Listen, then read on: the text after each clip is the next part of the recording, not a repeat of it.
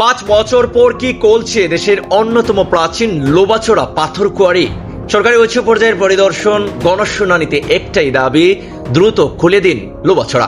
হাজারো শ্রমিকের ভবিষ্যৎ, কোটি টাকার পাথর, আদালতে মামলা আর সরকারের পরবর্তী সিদ্ধান্ত সব মিলিয়ে আবারও তুমুল আলোচনায় কানাইঘাটের লোবাছড়া পাথর কোয়ারি। দীর্ঘদিন বন্ধ থাকার পর আবারও আলোচনার কেন্দ্রবিন্দুতে উঠে এসেছে কানাইঘাটের সীমান্তবর্তী দেশের অন্যতম প্রাচীন লোবাছড়া পাথর কোয়ারি। কোয়ারির বর্তমান অবস্থা, পরিবেশগত পরিস্থিতি এবং জব্দকৃত পাথরের অবস্থান সরজমিনে পরিদর্শন করেছেন খনিজ সম্পদ উন্নয়ন ব্যুরো ডিএমডি এর পরিচালক মোহাম্মদ রুহুল আমিন। একই সঙ্গে আয়োজিত গণশুনানিতে ব্যবসায়ী, শ্রমিক, জনপ্রতিনিধি, রাজনৈতিক নেতা ও স্থানীয় বাসিন্দারা একই কণ্ঠে লোবাছড়া পাথর কোয়ারি দ্রুত খুলে দেওয়ার দাবি জানান।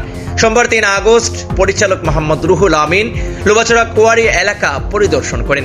এ সময় তিনি পরিবেশ অধিদপ্তরের জব্দ করা বিপুল পরিমাণ পাথরের বর্তমান অবস্থা পর্যবেক্ষণ করেন। তার সঙ্গে উপস্থিত ছিলেন উপজেলার নির্বাহী কর্মকর্তা সুমাইয়া ফেরদৌস, উপজেলা সহকারী কমিশনার তাপস চক্রবর্তী তুষার এবং উপজেলা ভূমি অফিসের মাঠ পর্যায়ের কর্মকর্তারা। পরিদর্শনকালে পাথর ব্যবসায়ী, শ্রমিক সংগঠনের নেতৃবৃন্দ, জনপ্রতিনিধি ও বিভিন্ন রাজনৈতিক দলের প্রতিনিধিরা দীর্ঘদিন ধরে বন্ধ থাকা লোবাছড়া পাথর কোয়ারি পুনরায় চালুর প্রয়োজনীয়তার কথা তুলে ধরেন।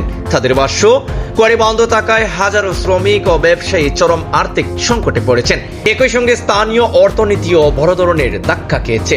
মঙ্গলবার 4 আগস্ট উপজেলা নির্বাহী কর্মকর্তার কার্যালয়ে দিনব্যাপী অনুষ্ঠিত গণশুনানিতে স্থানীয় সাংবাদিক, ব্যবসায়ী, শ্রমিক প্রতিনিধি, রাজনৈতিক নেতা সহ বিভিন্ন শ্রেণী পেশার মানুষ লিখিত ও মৌখিকভাবে তাদের মতামত তুলে ধরেন। অধিকাংশ বক্তাই পরিবেশের ভারসাম্য রক্ষা করে আধুনিক ব্যবস্থাপনায় লোবাছড়া পাথর কোয়ারি পুনরায় চালুর আহ্বান জানান।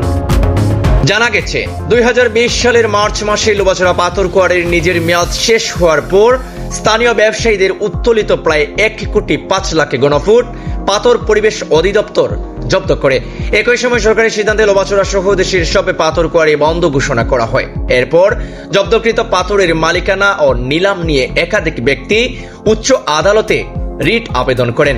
এদিকে গত বছর জব্দকৃত পাথরের মধ্যে 44 লাখ ঘনফুট পাথর 3 মাসের সময়সীমা নির্ধারণ করে নিলামের মাধ্যমে বিক্রি করা হয়। তবে নির্ধারিত সময়ে সবে পাথর উত্তোলন করতে না পারায় ক্রেতা উচ্চ আদালতে রিট আবেদন করেন। মামলাটি বর্তমানে বিচারাধীন থাকায় লোবাছড়া পাথর কোয়ারি চালুর বিষয়ে আইনি জটিলতা সৃষ্টি হয়েছে।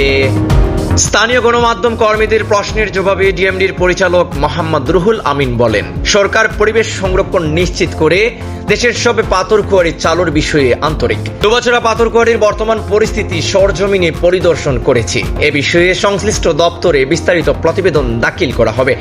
এখন সবার নজর সরকারের পরবর্তী সিদ্ধান্তের দিকে। স্থানীয়দের প্রত্যাশা, দীর্ঘদিনের অচলাবস্থার অবসান ঘটিয়ে আইনি জটিলতা নিরসনের মাধ্যমে দ্রুত লোবাছড়া পাথর কোয়ারি পুনরায় চালু হবে। এতে কর্মসংস্থান বৃদ্ধি, স্থানীয় অর্থনীতির পুনরুজ্জীবন এবং সরকারের রাজস্ব আয় উল্লেখযোগ্যভাবে বাড়বে। ফয়সাল চৌধুরী, আওয়ার কানাইঘাট।